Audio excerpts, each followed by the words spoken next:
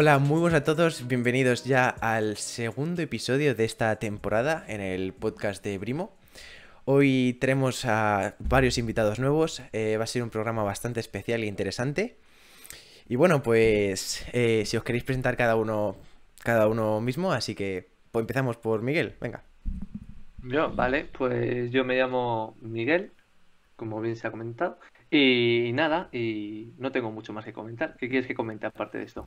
No, lo que tú quieras, eres libre. Vale, pues vale, gracias por recordármelo. Vale, pues nada, simplemente que me llamo Miguel y nada, muchas gracias por estar este momento con vosotros. Nada. ¿Y Dani?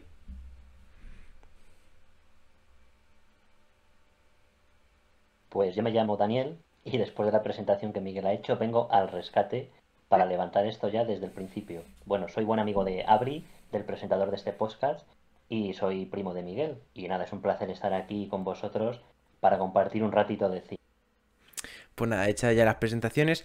Hoy la temática va a ser cinéfila, porque tenemos aquí a dos grandes cinéfilos que saben un montón de cine, y lo sé de buena fe. Y nada, pues me gustaría empezar básicamente con una pregunta para vosotros dos. ¿Desde cuándo os lleva gustando el cine? Por ejemplo, empiezo yo si quieres Sí, que sí, me sí. presente. Vale, pues a mí, sinceramente, me recuerda un poco, mi respuesta me recuerda un poco a Ray Liotta en uno de los nuestros. Desde que tengo uso de razón. No es que haya querido ser gángster, siempre me ha gustado el cine, sería más bien. Y la verdad es que siempre me ha gustado, sinceramente, desde pequeño, un poco por mis padres. Y nada, y hasta el día de hoy que poco a poco, con 19 años, poco a poco voy sumando a la lista películas que me gustan, que me llaman la atención. Pues la verdad es que es algo que siempre me ha gustado, sinceramente. Ujú. Bueno, yo en mi caso, por poner una fecha, marcaría que desde los 3 años. Y cuento la anécdota. Yo de pequeño era muy miedoso, entonces la primera vez que fui al cine fue para ver El Rey León, y yo tenía Mm. 3 años. Entonces, como era tan miedoso, mis padres tenían cierto temor porque no sabían muy bien cómo iba a reaccionar cuando las luces se apagaran y se quedara todo a oscuras. Y bueno, la reacción fue que yo estaba asombrado allí en la sala de cine, disfruté muchísimo con la película y cuando terminó me puse a llorar. Y el motivo era que la película había terminado y yo dije que eso tan bueno no podía terminar ya, que eso tenía que continuar. Y yo creo que ese fue el momento en el que ya me enamoré del cine y hasta hoy. Y bueno, pues según he ido creciendo, he ido ampliando los horizontes cinéfilos y la verdad que me encanta, me encanta. Ujú. Y para, para concretar un poco, ¿cuál fue vuestra primera película que dijerais, esta película me ha encantado? De que dijerais, voy a verla una y otra vez. Mm, Esa es una pregunta complicada. A ver, una película que, siendo un poquito más a lo genérico, más sin profundizar en el aspecto del Ujú. cine, por ejemplo, me gustó mucho. Cuando vi El Caballero Oscuro fue una película que sinceramente la vi por primera vez y no me hizo demasiada gracia. La vi hace la tira de años.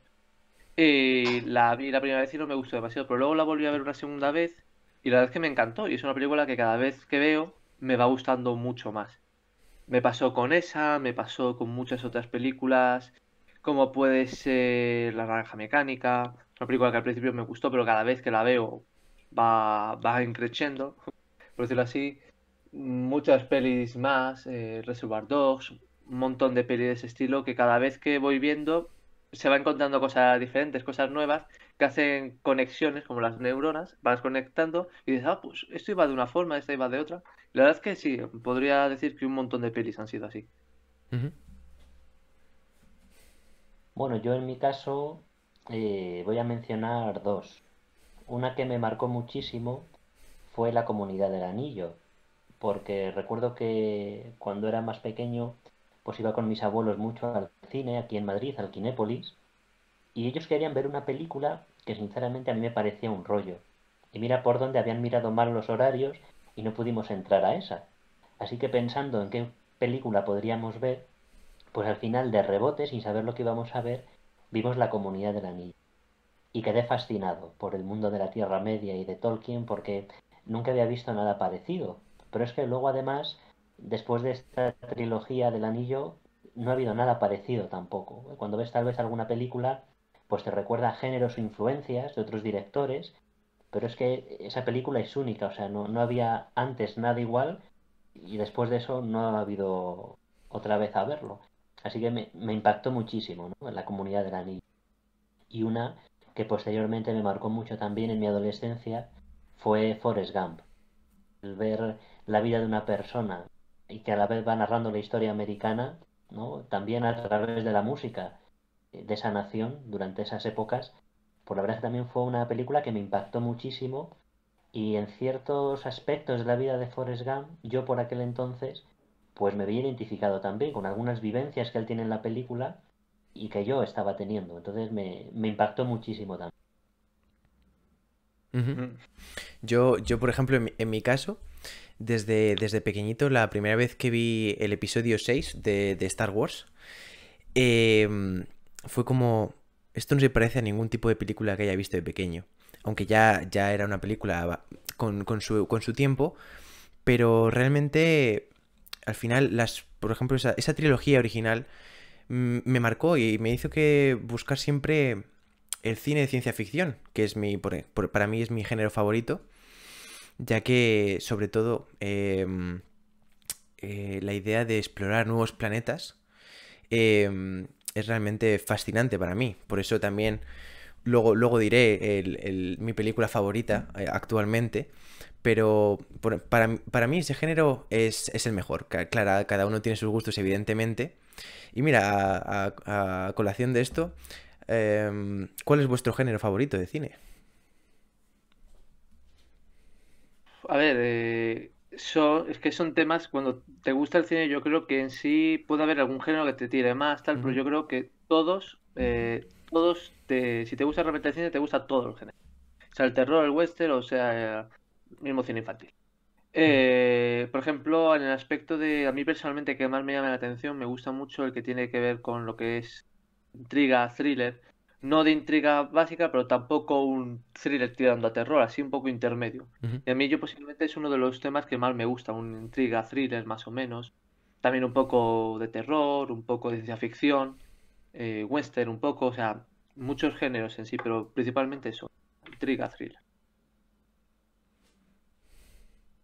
Bueno, la verdad que la respuesta de Michael ha sido muy inteligente, ¿no? Como cinéfilos, pues nos gustan todos los géneros, pero bueno, por elegir uno, yo elegiría el drama. Sería el que más películas de las que me gustan recoge, aunque hay algunas que me gustan mucho y se quedan fuera, pero bueno, el drama elegiría. Ujú. Pues ha sido como has dicho tú, ha sido una respuesta realmente inteligente, ¿no? Porque básicamente es eso, ¿no? Es que además, viendo vuestra biblioteca de películas, tenéis de todo tipo. ¿Sabéis el número más o menos de películas que tenéis? ¿O aproximadamente? Yo un día me puse a contar, a ver, cuando empecé desde hace bastante tiempo, de hecho, me acuerdo cuáles fueron las tres primeras. Me acuerdo además que cuando era pequeño me independicé de mi hermano, entonces le dije, no, yo quiero mi habitación propia, y mi hermano la mandé para un lado y yo me quedé con la habitación de enfrente. Y la habitación de enfrente, todo lo que no era mío, que era básicamente de mi hermano, se lo eché a su habitación. Entonces me quedé con unas cosas que vendían antes en el Carrefour para meter las pelis. Y me acuerdo que me quedé con dos de ellas, que hasta poco he tenido. Y las tres primeras películas que compré fueron en DVD y hace tiempo fueron las dos del Caballero Oscuro, Batman Begins y El Caballero Oscuro, Ujú. y Titanic. Titanic se la compré, en realidad me la compré con la excusa de que era para mis padres por su aniversario. ¿Qué pasa? Que a mis padres como les daba un poco igual, luego me la quedé yo. Entonces, las tres primeras películas que tuve fueron esas. Y luego a base de poco a poco, con el tiempo, de ir pillando tal, he llegado fuera de contar, un día dejé de contar a ver, 700, 800 o por ahí, en DVD. Ujú. Luego en Blu-ray tengo algunas más, tengo menos, pero tengo también una cantidad. Pero bueno, dejé de contar a las 700, 800 películas más largas. Bueno, yo no tengo tantas porque ya hace tiempo que dejé de comprar, porque bueno, hoy día con las plataformas como Movistar Plus, otras plataformas de cine y series, la verdad que salvo alguna muy específica, la verdad que no compro ya. Pero bueno, cerca de las 400 películas en torno a las 400 películas entre Blu-ray y DVD en original. Sí, señor, pues tenéis una biblioteca realmente increíble y tenéis muchas joyitas ahí guardadas. Yo la verdad es que tengo que admitir que no tengo tantas. Personalmente llegaré seguramente a las 30 películas, pero bueno, es una selección que he ido tomando poquito a poquito. En mi caso recuerdo cuál fue la primera, que empecé ya personalmente a hacer una biblioteca, ¿no? Y fue Regreso al Futuro 1, que de hecho la regalaban con el periódico, tenías que pagar un poquito. Y llevé y le dije a mi abuelo, oye, ¿me compras esta película? Y justo además, a las semanas siguientes empezaron a sacar la segunda y la tercera. Y a partir de ahí, poco a poco, cuando he ido yendo a tiendas sobre todo de segunda mano, por ejemplo, una tienda que me gusta mucho, que vosotros conocéis, que se está en Madrid Centro, La Metralleta, tiene realmente muy buenas películas. Y allí he comprado unas cuantas, como por ejemplo 21 Blackjack, que es una de mis películas favoritas. Y bueno, pues al final buscando un buen precio, porque al final comprarlas de primera mano es un poco complicado por el precio alto que tiene cada una de ellas. Y bueno, cambiando un poquito de tema, recientemente ha habido una afirmación es un autor muy famoso de cómics, supongo que Miguel lo conocerás, es Alan Moore. Por supuesto. La broma asesina, ¿no? Sí. Efectivamente, Watchmen también. Y dijo una afirmación bastante interesante que hablaba sobre el cine de superhéroes. Porque al final es un debate que me parece muy interesante. Se lo he planteado a varias personas, pero quería saber vuestra opinión. Alan Moore dijo que el cine de superhéroes ha, por así decirlo, destruido el cine actual. Y que a partir de este cine las películas han perdido mucha calidad. ¿Qué pensáis vosotros? A ver, yo por mi parte, a ver, primero, las películas de superhéroes a mí personalmente me gustan. No todas, pero me gustan muchas. Por ejemplo, la trilogía de Nolan del Caballero Oscuro, Watchmen, la de los Vengadores, tal, me gustan. Pero la verdad es que también lo que tiene cierto es que, por ejemplo, las grandes películas que se colocan como clásicos, por ejemplo, en los años 50, 60, 70, fueron grandes películas que aparecieron y no había película de superhéroes por ese entonces. Entonces, es posible que lo que dijera él en parte tuviera sentido y en parte no. En el aspecto de que es verdad que las películas de superhéroes pueden ser buenas, pero es verdad que se alejan mucho del carácter del cine clásico de las grandes películas que se hacían. Por ejemplo, Casablanca, bueno, Casablanca ya tiene un tiempo, pero por ejemplo, El Padrino, o Tiburón, o mismo Encuentros en la tercera fase, son películas que fueron espectaculares, pero hoy día como que las superan las de superhéroes y creo que es como que se están realizando bastante de ese estilo porque a la gente le atrae bastante. No tal vez solo por el tema de la historia de Ujú. cierto superhéroe o tal, sino tal vez también por los efectos o por esos aspectos. Claro, pero llega a decir que está ha arruinado el cine y la cultura de este. ¿Qué opináis? Eh, que haya arruinado, a ver, depende, a ver, si solamente te dedicas a ver cine de superhéroes, no tienes una cultura de cine, porque una cultura es básicamente saber de todo un poco. No digo que seas un mega cerebro en todo, pero sí por lo menos tener un cierto criterio sobre ciertas cosas. Conocer de superhéroes, pero también conocer un poco de drama, de intriga, de terror, de acción, etcétera. Conocer de todo un poco. Eso es lo que yo creo, bajo mi punto de vista, que es una cultura, ya sea cinéfila como en otro tema. Mm. Bueno, la verdad que es un debate interesante, ¿no? El que se plantea. Yo no diría que ha causado tanto mal el cine de superhéroes, pero es verdad que nos ha acostumbrado un poco a que hay que medir la calidad de las películas por la taquilla. Y hay una película que me gusta, es una comedia romántica, que se llama The Holidays, donde un actor pues interpreta a un guionista mayorcito de Hollywood e indica que si hoy día una película en el primer fin de semana no revienta la taquilla, pues ya no es buena, ¿no? Y tal vez esto sí, el cine de superhéroes nos ha acostumbrado más al blockbuster, ¿no? Y a medir la calidad de las películas porque revientan la taquilla y realmente pues luego hay películas que pasan más desapercibidas, que no revientan la taquilla, pero son auténticas joyas. En ese sentido tal vez sí, pero luego creo que también ha hecho mucho bien. No hace mucho tiempo los superhéroes estaban dirigidos a un colectivo conocido como los frikis, y las películas de superhéroes han llegado, pues, o han hecho posible llegar a un público mucho más amplio, que les guste a muchas más personas y lograr que sea un entretenimiento en familia. Y evidentemente yo lo he vivido, ¿no? A mis padres, por ejemplo, pues nunca les han gustado los superhéroes, y hace poco, ahora con el confinamiento, nos hicimos el maratón de las 4 de los Vengadores y les encantan, ¿no? Así que también esto ha hecho posible, pues, que más personas se aficionen a los superhéroes y que sea algo más general, ¿no? Y que se pueda compartir con otros, y está muy bien. Y luego, pues lo que se suele decir, que las comparaciones son odiosas. Pues cada película tiene su propósito. Pues para pasar un rato con los amigos o la familia, tal vez una película de superhéroes esté bien, pero luego pues hay otro género de películas que tratan otros temas, y entiendo pues que no hay que comparar, ¿no? Cada película tiene su momento y depende también de lo que vayas buscando, ¿no? Es una tontería comparar grandes obras del cine con películas de superhéroes. Cada una tiene su lugar en... Ujú. Efectivamente, yo más o menos opino casi igual.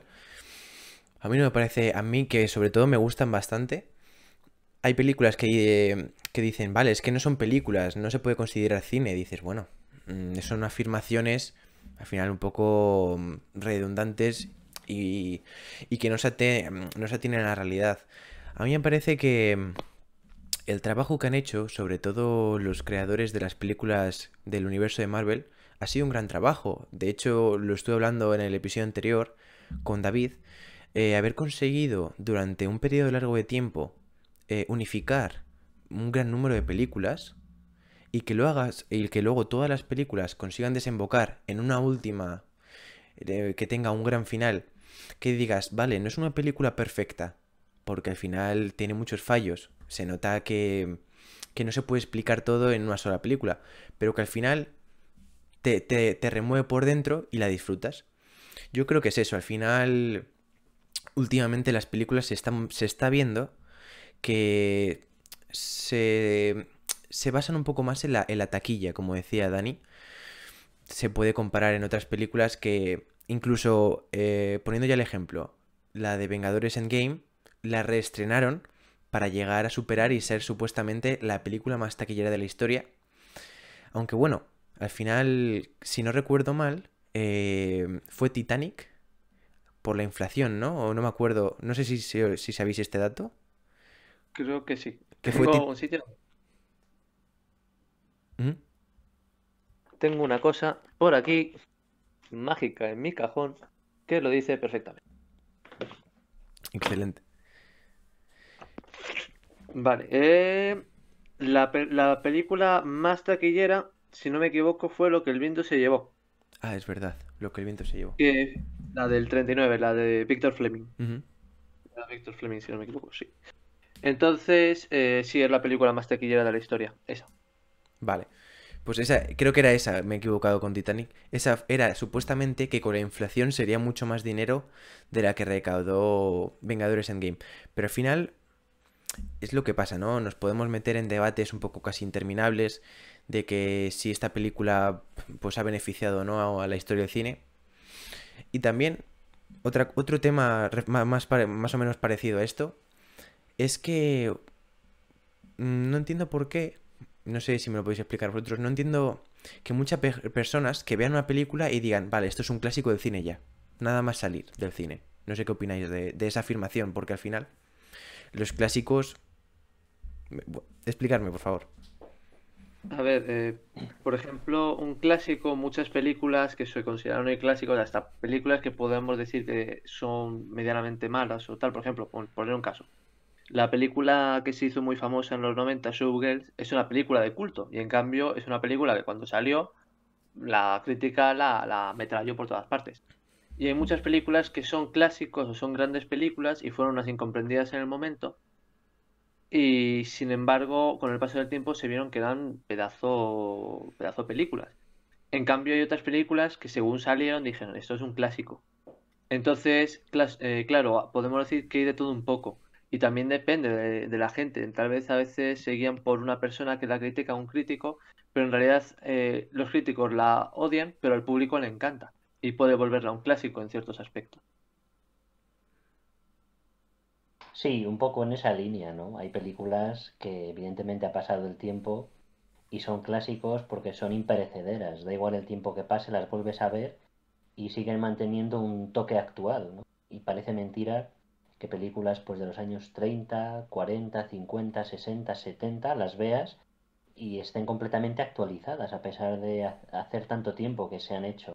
Pues son clásicos, ¿no? No pasa el tiempo por ellas.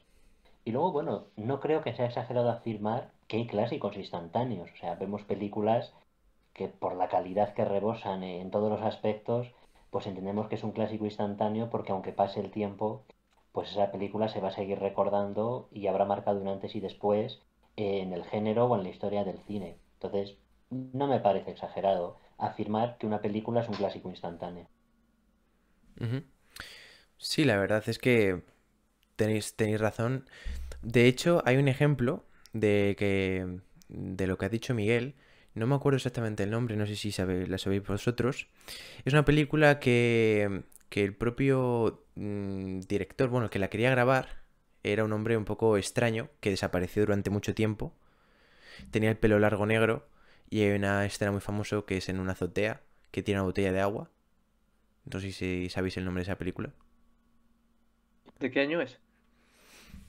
Creo que, si no recuerdo mal, es de los 90. Hay una película actual bueno, es que yo con los nombres tengo un problema con los nombres, la verdad, porque no me acuerdo bien. Tengo una memoria para eso malísima. Es una película actual del actor que salió en Spider-Man que hacía de Osborn, del hijo de Osborn. ¿Y James Franco? Sí, James Franco Franco, actuaba como si fuera el personaje ese, con el pelo largo. Y que era, bueno, la historia de dos jóvenes que querían grabar una película y que al Ah, final era un desastre en el cine. sí, la de The Room, la de de Disaster Disaster Artist. Artist, Es efectivamente, sí. efectivamente. Esa película, por ejemplo, en aquel momento fue horrible, un desastre, pero hoy en día es película de culto. Entonces, bueno, pues ese era ese ejemplo que no me acordaba bien. Y bueno, vamos a ir ya al grosso que supongo que estaréis esperando. Y ha llegado el momento de que habléis un poquito de vuestras películas favoritas, que sean el top top de vuestra biblioteca y de que no os cansaréis de verla, nunca. Vamos cada uno diciendo una o soltamos las tres de golpe. Bueno, como queráis, si quieres ir diciendo de una en una. Yo, por ejemplo, diría que de todas, a ver, lo que decía, si te gusta el cine, tienes un montón de películas y es difícil decir, pues esta es, Ujú. yo creo que para mí es muy difícil decir, esta es la mejor película que hay para mí. Yo escogí tres, principalmente por lo que puedan representar cierta cosa cuando la estrenaron. Por ejemplo, una de las que más me gustan es Hasta que llegó su hora, una obra maestra, aparte de muchas otras que hizo este hombre, pero Hasta que llegó su hora, bueno, de hecho, solo por citar, había una cosa que decían que muchas veces primero hacía la banda sonora de Ennio Morricone, del Ujú. recientemente fallecido, que era un bestia haciendo bandas sonoras, era buenísimo. Y este hombre decían que muchas veces sus películas, las bandas sonoras de sus películas, hacía primero la banda sonora y luego adaptaban el guión o hacían un guión en base a la banda sonora. Este es un ejemplo de lo que pasó. Hasta que llegó su hora, la banda sonora, por ejemplo, la famosa armónica que imita a un tren, el del hombre el hombre de la armónica o el hombre con armónica es anterior a la película. Se hizo primero esta banda sonora y luego se hizo la película. Y se adaptó esa banda sonora al guión. Por decirlo así, para mí simplemente es una obra maestra y por muchas otras cosas más. Es muy Eh, interesante, ¿no? Eso de que se haga la banda sonora primero y después se haga el guión, mismamente. sí, sí, además, por ejemplo, lo que es el guión, la banda sonora sí, porque a ver, el mismo Morricone es lo que decía, yo creo que era un artista en toda regla en cuanto a bandas sonoras. Algo que creo que es muy difícil que hoy día pueda haber. Otro maestro de ello para mí es Hans Zimmer. Parece también que es un tío que banda sonora que hace, banda sonora que hay que aplaudirle. Ujú. Por ejemplo, otra cosa también muy curiosa de esto, su guión. La guión de esa que llegó su hora la escribieron cuatro personas. De esas cuatro, tres son grandes directores del cine italiano. El propio Sergio Leone, Darío Argento, que luego haría Suspiria en el 77, también muy buen director de cine de terror, que cooperaría con George A. Romero en más películas, y el propio Bernardo Bertolucci, el famoso director del Último Tango en París. Estos tres, junto con Sergio Donati, me tengo que aprender los nombres en italiano, escribieron este pedazo guión, esta película, adaptándose a la banda sonora de Morricone. Es una película que por donde mires es bestial. Bueno, yo por empezar por alguna, pues voy a decir la que es mi favorita. Fue la primera película que tuve en DVD, cuando estábamos en la transición del VHS al DVD, y fue El Señor de los Anillos, El Retorno del Rey. Yo ya estaba fascinado por las dos primeras entregas, pero la tercera fue impresionante. Recuerdo que fui a verla el día del estreno, el 17 de diciembre de 2003, y quedé fascinado. La primera hora y media, pues era un poco poniéndonos en situación para lo que iba a acontecer, y después del intermedio, pues hay una crítica que me encanta porque lo define muy bien. Es como una sinfonía que va increciendo hasta que alcanza un clímax final impresionante. Y recuerdo que según terminó la película, me giré y les dije a mis padres, papá, mamá, tenemos que volver a verla otra vez. Y al día siguiente, el sábado, volví a verla en el cine y volví a quedar fascinado. Y bueno, pasando el tiempo, pues cuando conseguí las versiones extendidas he disfrutado aún más porque el metraje aumenta considerablemente. Y bueno, ¿por qué me causa tanta fascinación? Pues un poco por lo que decía antes, ¿no? Es una película que no la puedes comparar con nada, porque no hay nada parecido, no hay nada igual. Y luego también me gusta mucho porque generalmente cuando ves una película siempre está mejor la novela o el libro. Pero en este caso es que ver las películas es como sentarte a leer el libro. Ha sido tan fiel, hay tanto mimo en el material de la novela que es una delicia ver. Bueno, luego pues los personajes, las actuaciones, las batallas, el mensaje, la lucha entre el bien y el mal, la música. Mencionaba Michael sobre la banda sonora de Hasta que llegó su hora, que a mí me encanta también, es preciosa, porque además el Real Madrid la utiliza cuando tienen que guardar un minuto de silencio, así que me gusta más todavía. Bueno, es muy curioso porque en El Señor de los Anillos, cada personaje y cada región dentro de la Tierra Media tiene su propia banda sonora. Así que nos podemos imaginar la tarea ingente para crear una banda sonora así donde cada personaje y cada región tiene su propia banda sonora. Así que por todos estos motivos, pues sí, es mi película favorita de siempre. Y una anécdota, aunque va a parecer que estoy un poco... Cuando me la regalaron en DVD, ese verano la veía de lunes a viernes todos los días. Así que imaginaros unas vacaciones de verano de un curso a otro, durante 3 meses y medio, de lunes a viernes, la vi todos los días. Mi madre me llamaba, bueno hijo, ¿qué estás haciendo? Y yo, mamá, pues ¿qué voy a hacer? Ver el retorno del rey. Así que la habré visto cerca de 200 veces. Y no exagero, ¿eh? No exagero. Madre mía, te debes de saber los diálogos de memoria ya. Los créditos. Se sabe todo. Ahora entra uno, extra dos. Orden de aparición. Se sabe, ha hecho el guión, lo ha ido manuscribiendo. Bueno, quiero decir que hasta los créditos en esta película son impresionantes, porque los créditos duran 20 minutos de reloj, acompañados de una música maravillosa. O sea, hasta los créditos son inmensos en esta película. No podía ser de otra forma. ¿Qué nivel? Pues yo voy a empezar por una película de mis favoritas. El episodio número 3 de Star Wars. Que suena, al final, por así decirlo, siempre es una comunidad, los fans de Star Wars, que es una pelea constante. En vez de aprovechar más o menos lo que nos gusta a todos y estar todos contentos, es una pelea constante de qué película es mejor. Esta no es la mejor porque tiene esto y esto mal. Las nuevas son malas. La primera trilogía ya es muy antigua.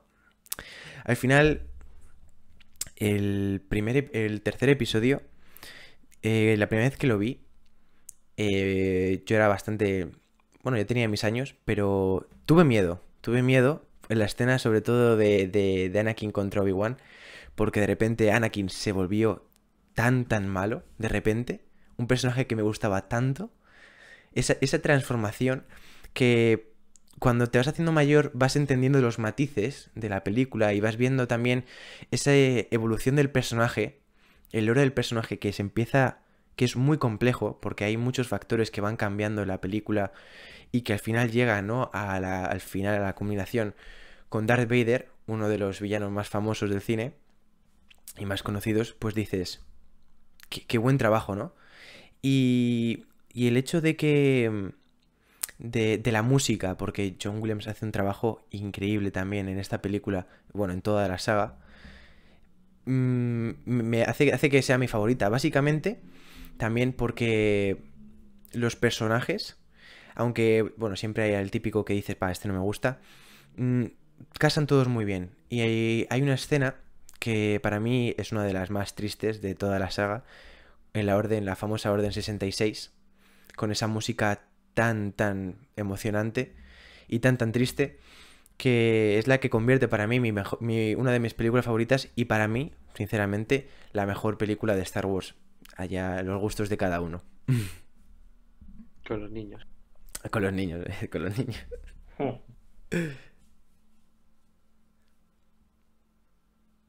Miguel, ¿Qué hacemos? dime, la siguiente. La siguiente, vale, te lo digo. La Cuéntanos. siguiente, otra que también, la otra que también me gusta mucho y me parece muy alucinante y que creo que desde que la primera vez que la vi me gustó, pero la segunda me gustó más, es con la que mencionaba La Naranja Mecánica. Para mí es una película que tiene mucho mensaje. No solo me parece alucinante, a ver, Kubrick en sí me encanta, porque Kubrick era un maestro visualmente.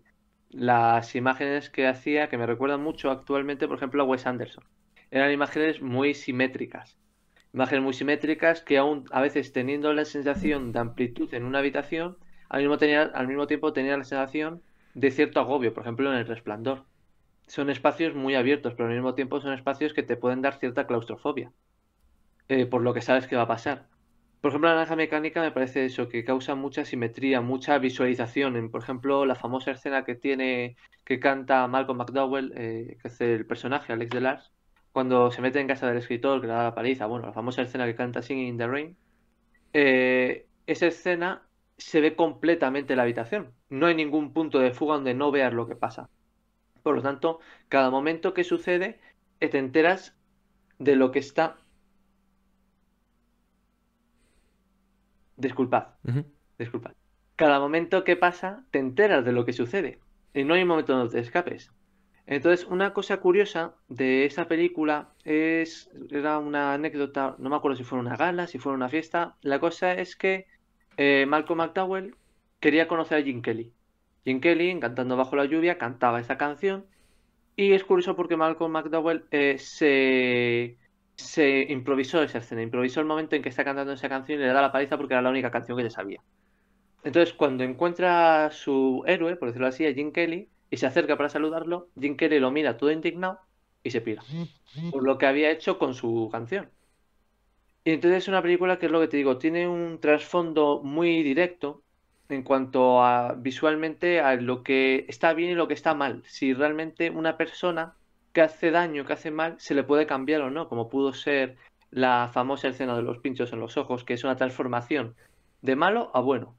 Y yo creo que es eso, es una película que totalmente tiene un mensaje que aún es muy actual, como por ejemplo los tocadiscos, que siendo una película del 70 y creo que era el 74, ahora mismo no me acuerdo exactamente, siendo una película que ya tiene sus años, especificaba muy bien cómo serían las cosas hoy día y ya dijo directamente los tocadiscos, por ejemplo, que ahora son tan vintage, que le llaman. Entonces me parece que es una película alucinante historia, las emociones, tanto desde el primer momento con el personaje hasta el último, toda la banda sonora, tecno, y la verdad es que me parece que es una de mis favoritas, sin duda. Entre muchas Bueno, otras de yo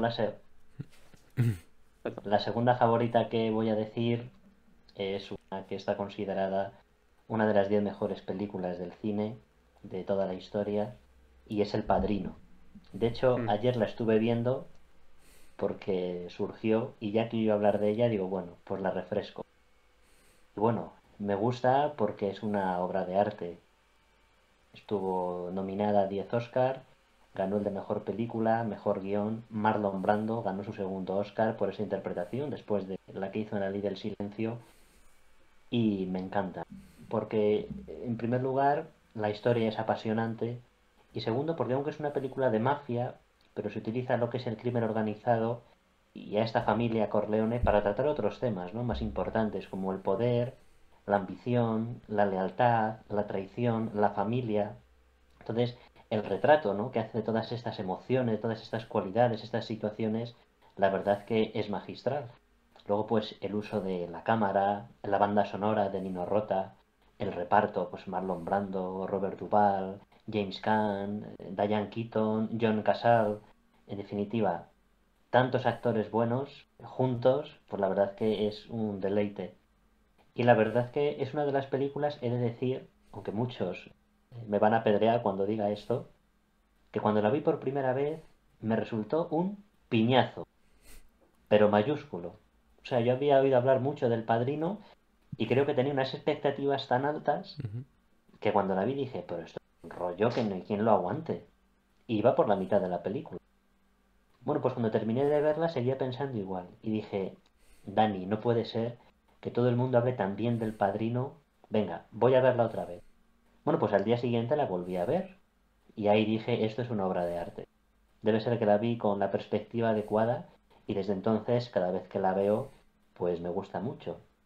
Y aunque dicen que segundas partes nunca fueron buenas, la segunda en el 74 ganó 6 Oscars, igual, tiene interpretaciones memorables, una historia fantástica, y de nuevo se vuelven a tratar estos temas, estas situaciones, y la verdad que son magistrales. Así que El Padrino estaré ahí en el número 2. Ujú.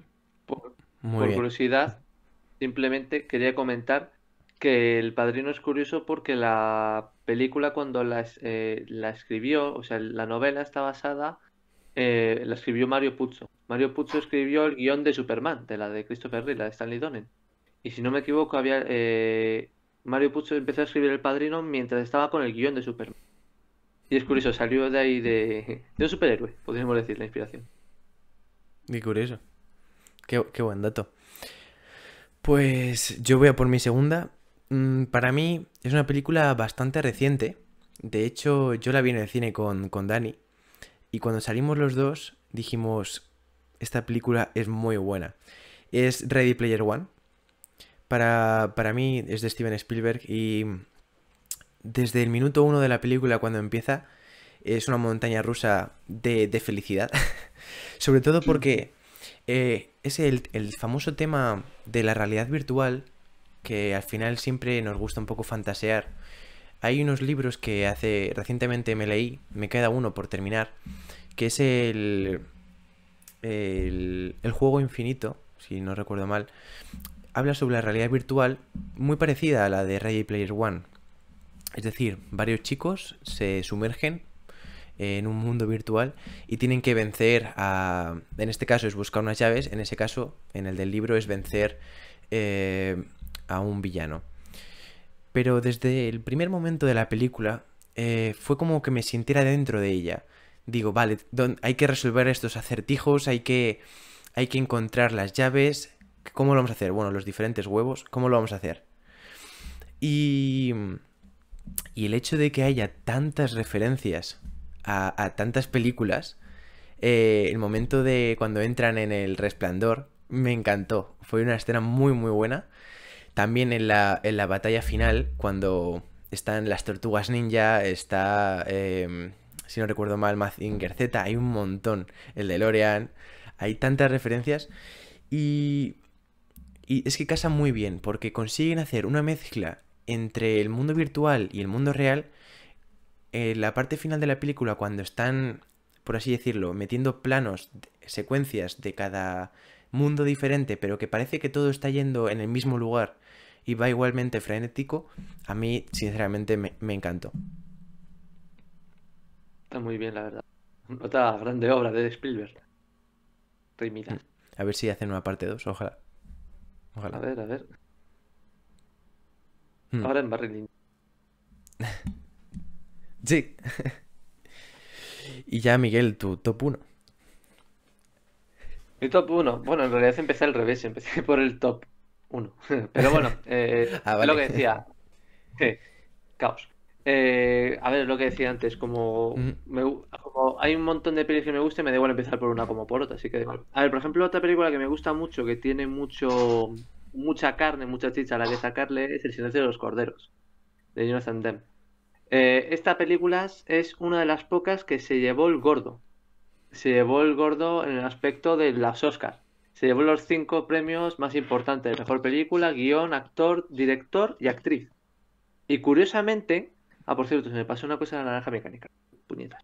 En cuanto al Silencio de los Corderos, en cuanto a, ¿cómo se llama? A Anthony Hopkins, el papel de Aníbal Lecter, curiosamente iba a ser interpretado por el difunto Sean Connery, por el que hace un momento, en paz descanse. ujú. Que este hombre le ofrecieron, igual que le ofrecieron a Michelle Pfeiffer, hacer el papel de Clarice Starling, ambos lo rechazaron por ser demasiado oscura la película. ¿Qué pasó? Cogieron a Judy Foster y cogieron a Anthony Hopkins. Anthony Hopkins realmente de casi 2 horas de película sale 25 minutos. Muy bien distribuidos, pero sale solo 25 minutos. Y es curioso porque es uno de los pocos actores en estar tan poco tiempo y llevarse el Oscar a mejor actor. Luego si le añades también que es una película que, aparte de que es verdad, Sean Connery y Michelle Pfeiffer tenían toda la razón, es oscura que te mueres. Entonces es una película que además le añades que muchas de las cosas están basadas en asesinos reales, en cosas que hicieron reales. Mm. Por ejemplo, el más famoso de todos es Ed Gein. No me voy a parar en este buen hombre y en lo que hizo, pero este hombre es un hombre en el que se han inspirado otras 2 películas: La Matanza de Texas, de Top Hooper, del 74, y Psicosis, del 60, de Alfred Hitchcock. De entre los 3 asesinos, el más limpio, el más dentro de lo que cabe normal, en cambio, en cuanto a higiene, es Norman Bates. Vamos, Norman Bates, se duchaba con jabón, supongo. efectivamente, se duchaba con jabón, porque Leatherface en La Matanza de Texas, ese no ha visto una ducha en su vida. Y la cosa es que estos 3 personajes, estas 3 películas están conectadas por este mismo.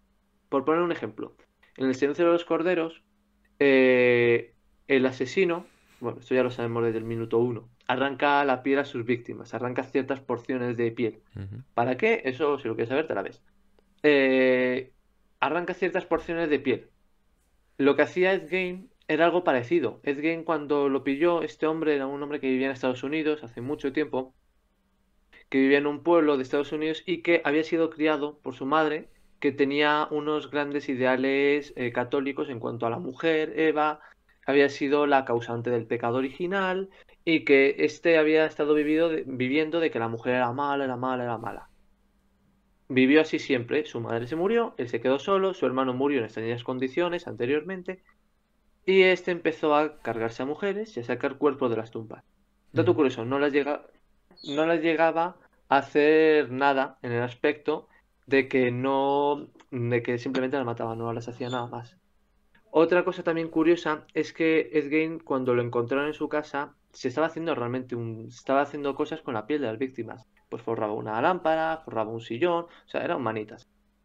Y es curioso porque el personaje del Silencio de los Corderos asesino hace esto con sus víctimas. Y muchas otras curiosidades tiene. Anthony Hopkins, por ejemplo, se inventó cuando se encuentra a Clarice Starling por primera vez, se inventa ese monólogo insultante, por decirlo así, que la llama campesina, un poco dentro de lo que sabe, hortera, en ciertos aspectos. Es una pasada de película desde que empieza hasta que termina y tiene un montón de referencias a muchos otros temas, podríamos decir, Ujú. por ejemplo.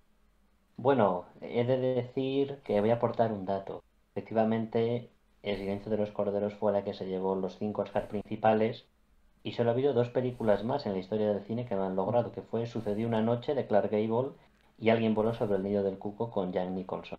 Son las únicas 3 que han llevado los 5 premios principales. Y bueno, por redondear este top 3 del que estamos hablando, pues la mía es Salvar al soldado Ryan. Y esta película es la única película hasta el momento en la historia del cine, de todas las que he visto, que cada vez que la veo, luego pasan unos días y sigo pensando en ella. Es una película que me hace pensar y reflexionar. ¿Y en qué?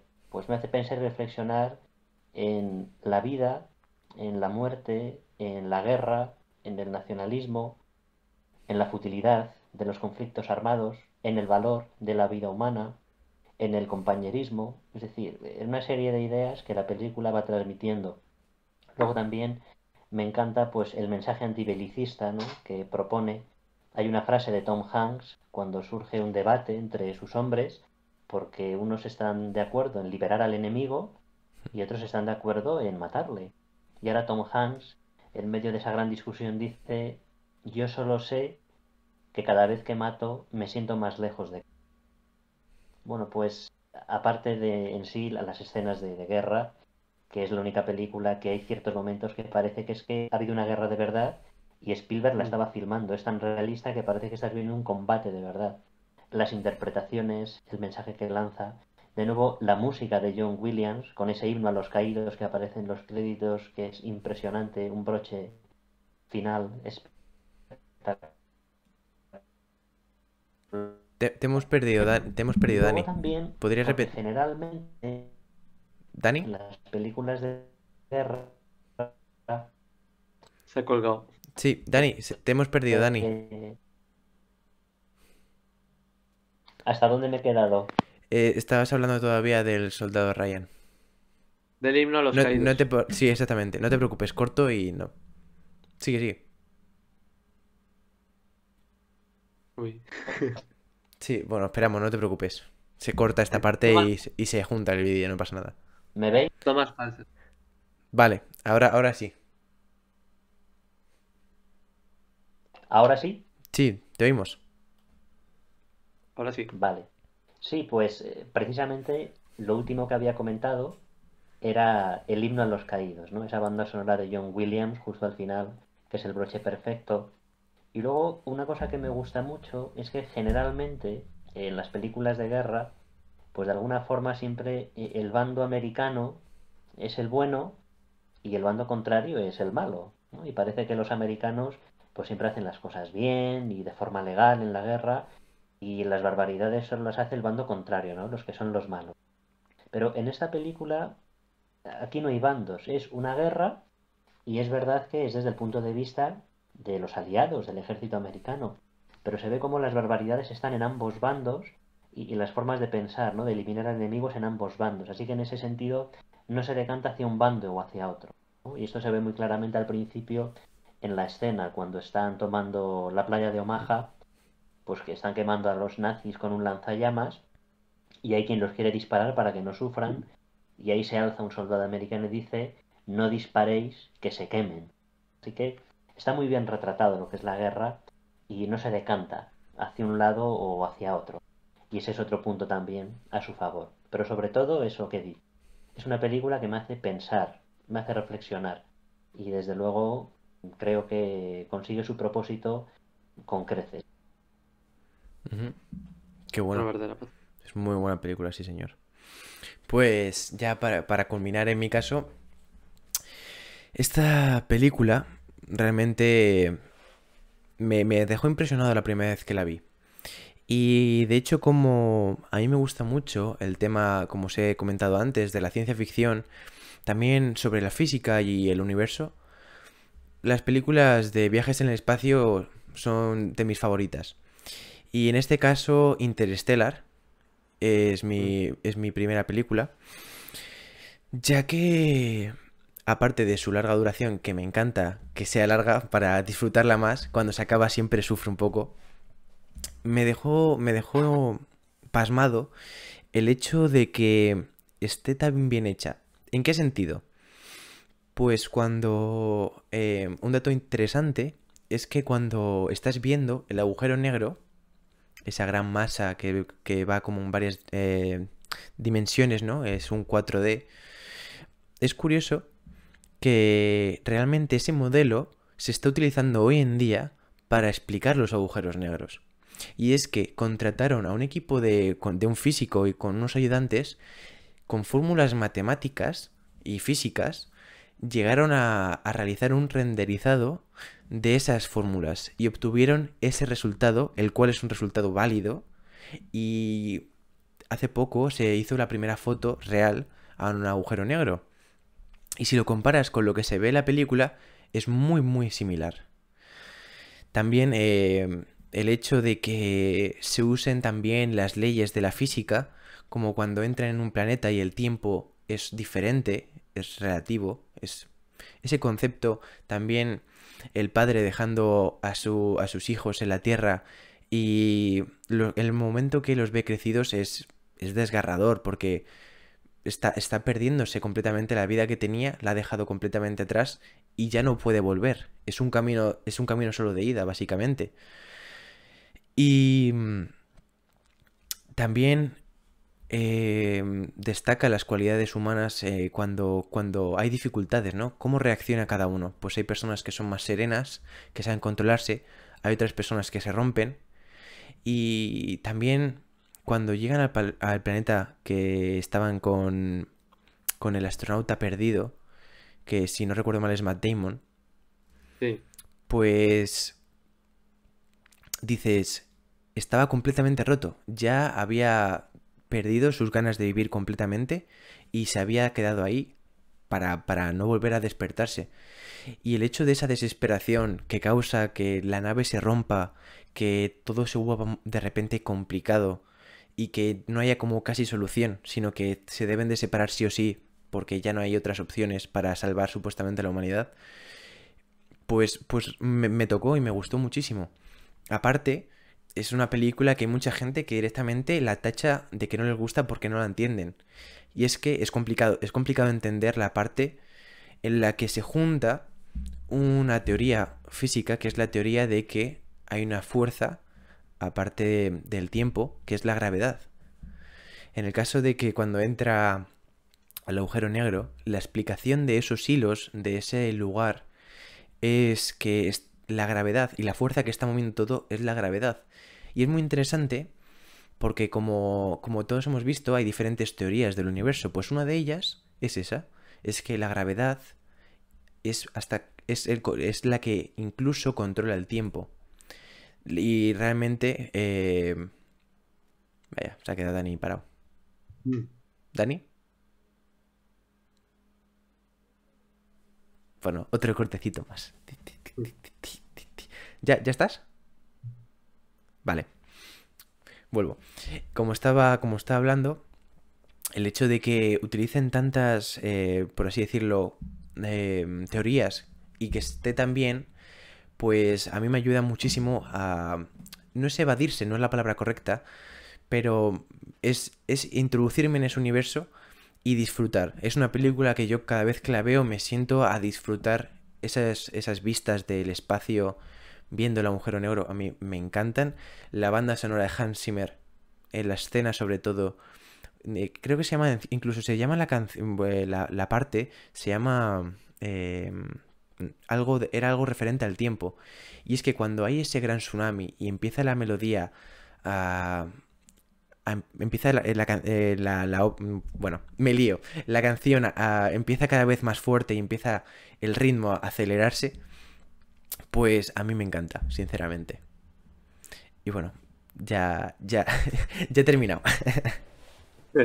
No, está muy bien. A ver, hablar todos y está muy bien. Todos aportamos algo. Yo me dejé la naranja mecánica. ¿Puedo comentarlo? Una cosa que Sí, me sí, llamó mucho. por supuesto, por supuesto. Gracias. Una cosa que me llamó mucho la atención, que es curioso, porque la naranja mecánica se estrenó.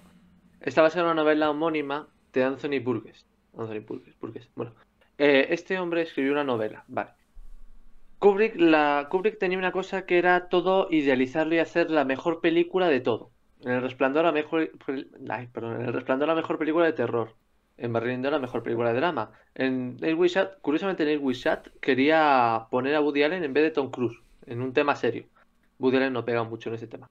Y es curioso porque La Naranja Mecánica, este hombre, cuando la estrenó en Estados Unidos, no, en Gran Bretaña, perdón, si no me equivoco la estrenaron con clasificación X.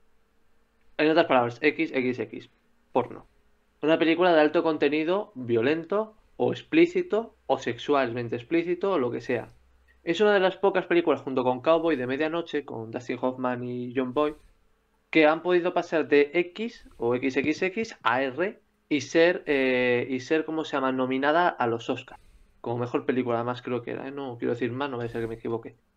Y es curioso que es lo que decía, cuando la estrenaron, muchos delincuentes, muchas personas en Gran Bretaña empezaron a imitar. Por ejemplo, lo del caso que comentaba antes de lo de Jim Kelly con Singing in the Rain.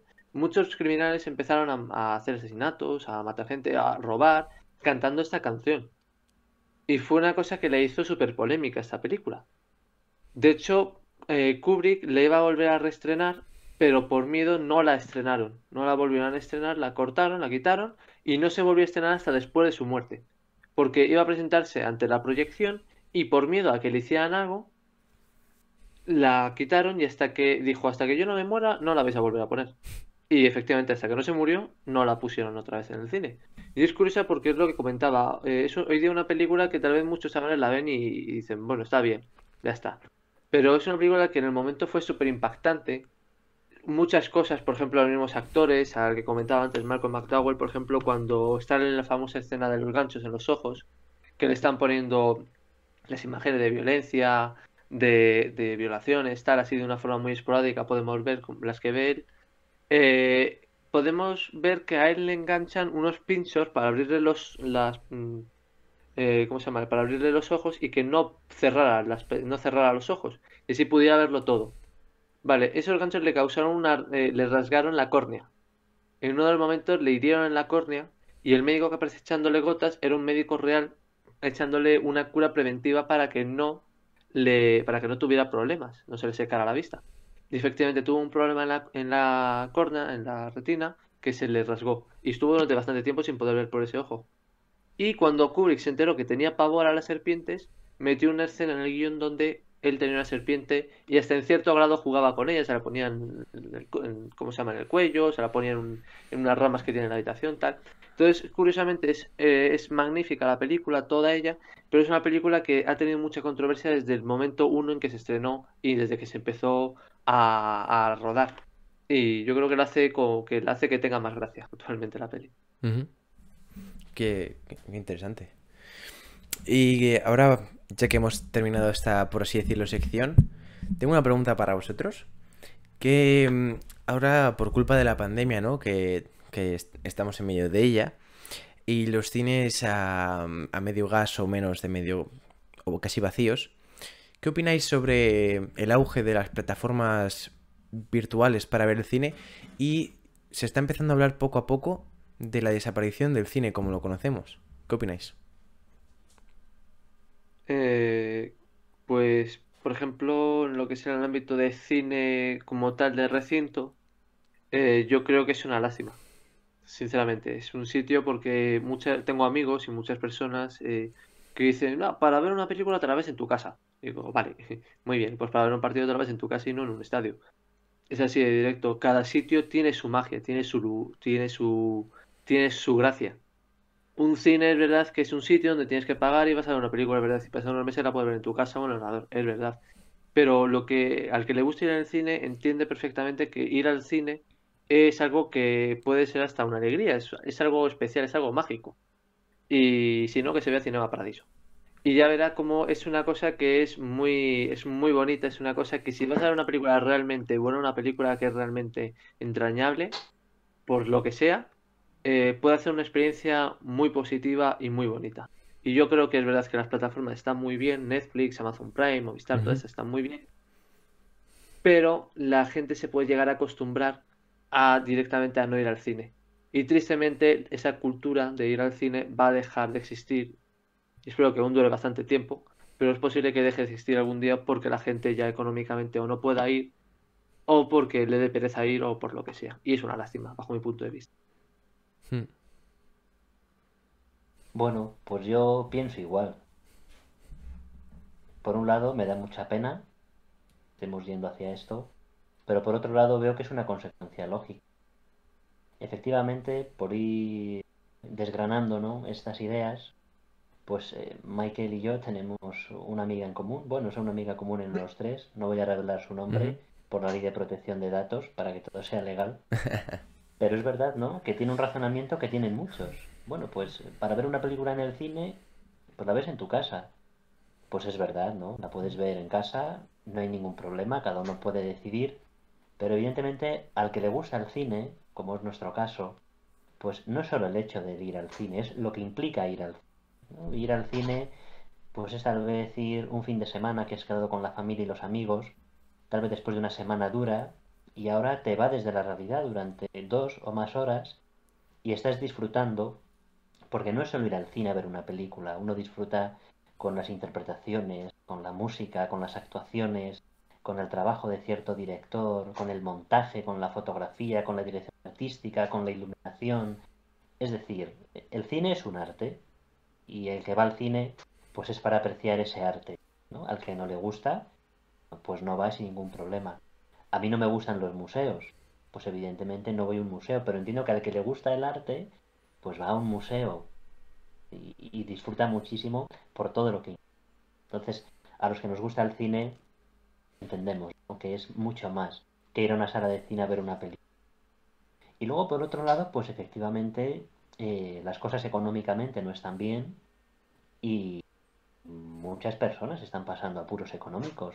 Entonces, el cine es muy caro, prácticamente, salvo que consigas algún descuento, es muy caro.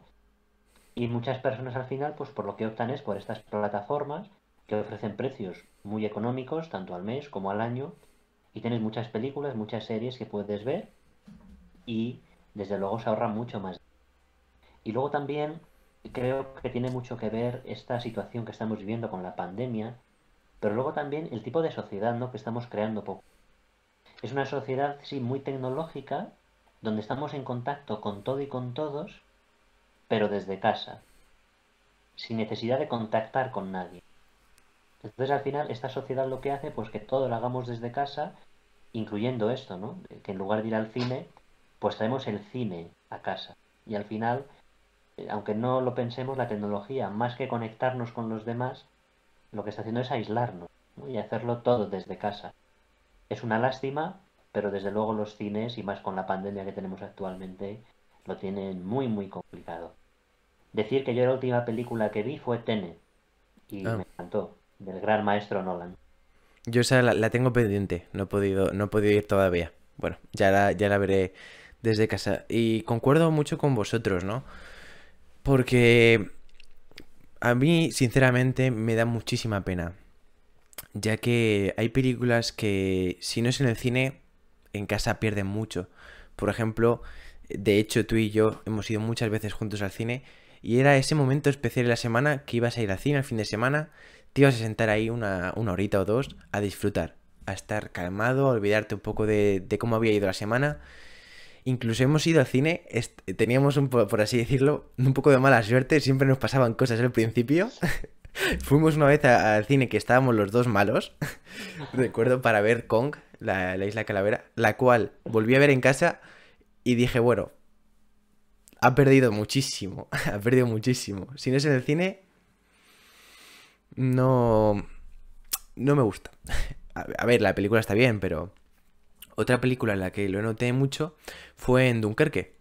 Dunkerque en el cine fue una película espectacular. Los efectos de sonido, sobre todo de los bombardeos, me encantaron.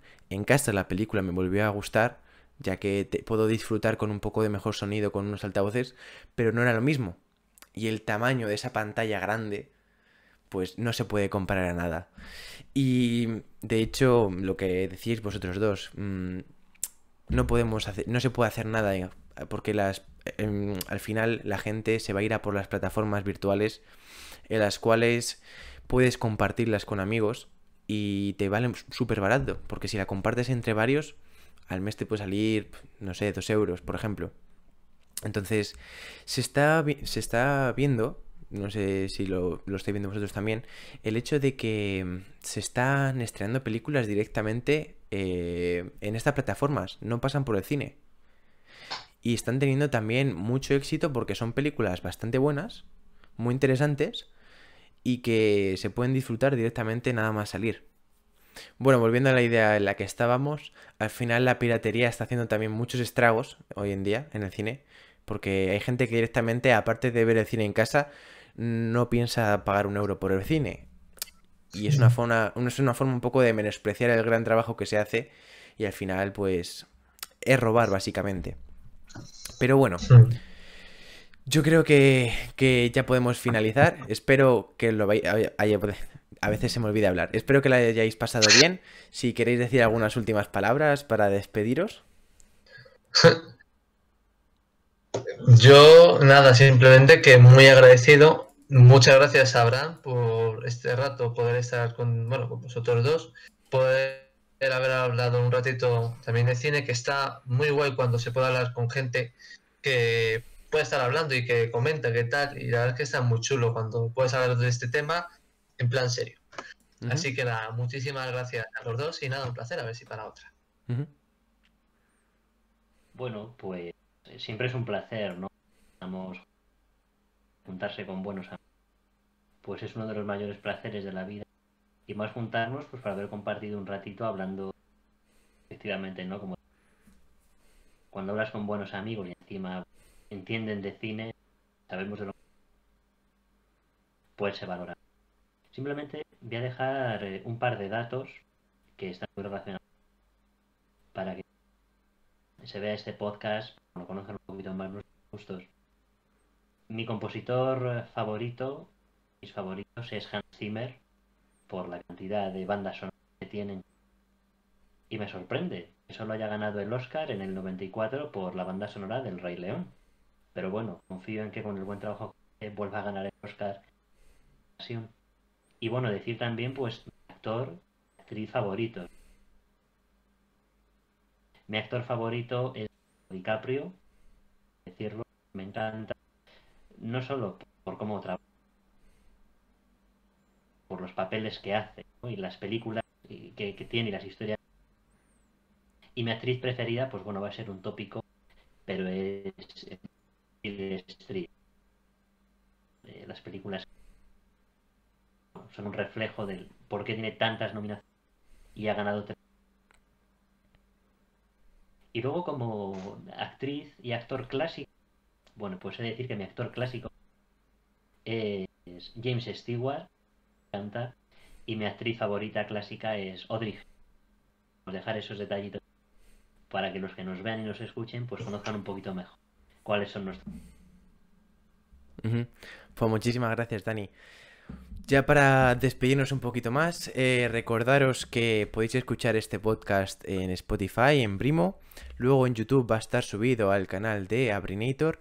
Y dejamos un poquito de spam. Mi cuenta de Instagram ya sabéis que es Abrinator. Miguel tiene una cuenta de cine muy buena, en la que sube posts casi diarios, que si no recuerdo mal es Old Cinema. Sí, efectivamente, es la foto de otra pedazo de película de Sergio Leone, la nación América, y es la famosa escena que tienen de Dumbo, de la parte de Nueva York, de Brooklyn, si no me equivoco, y es eso, Old Cinema. Entonces subo eso, normalmente post, tanto alguna vez algún vídeo como alguna imagen ahí. No te voy a quitar el trabajo, Abraham, tranquilo, no te preocupes. No hay problema, Miguel. Pues nada, muchas gracias por haberos quedado a escuchar este podcast y nos vemos en la próxima. Un abrazo.